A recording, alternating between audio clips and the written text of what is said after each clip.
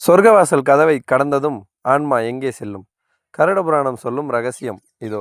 நாம் இறந்து விட்டோம். உடல் தீயில் கரைகிறது. ஆனால் ஆன்மா அது அங்கே நிற்கவில்லை.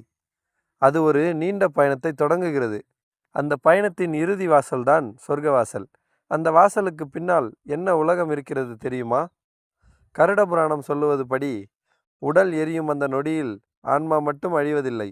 அது எடை இல்லாதது, காலம் இல்லாதது, பயத்தோடு நினைவுகளோடு நிறைந்தது.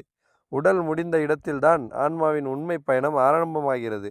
வைகுண்டம் செல்லும் முன் ஒவ்வொரு ஆன்மாவும் தாண்ட வேண்டிய ஒன்று இருக்கிறது. அது விரஜா நதி. இந்த நதி பாவத்தை கழுவுகிறது, கர்மாவின் சுமையை சோதிக்கிறது, ஆன்மாவை நிர்வாணமாக்குகிறது.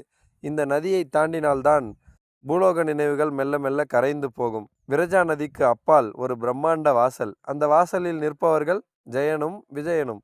அவர்கள் கேட்பது, நீ யார்? உன் அகங்காரம் எங்கே? உன் கருணை எவ்வளவு? இங்கே சொத்து கேட்கப்படாது, பதவி கேட்கப்படாது, மனிதம் மட்டும்தான் அளவிடப்படும்.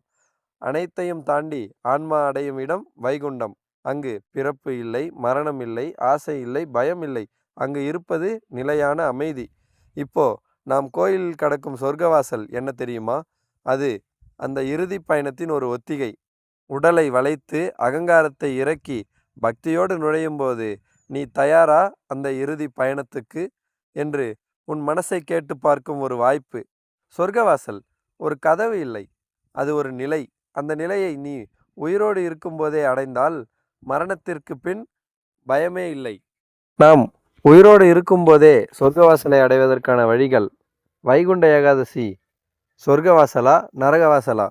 நாம் வைகுண்ட ஏகாதசியின் போது என்னென்ன செய்ய வேண்டும், என்னென்ன செய்யக்கூடாது என்பன எல்லாவற்றையும் சேர்த்து ஒரு தொகுப்பாக தொகுத்து ஒரு வீடியோவில் வெளியிட்டுள்ளேன். அதனை பார்த்து தெரிந்து கொள்வோம். ஓம் நமோ நாராயணா.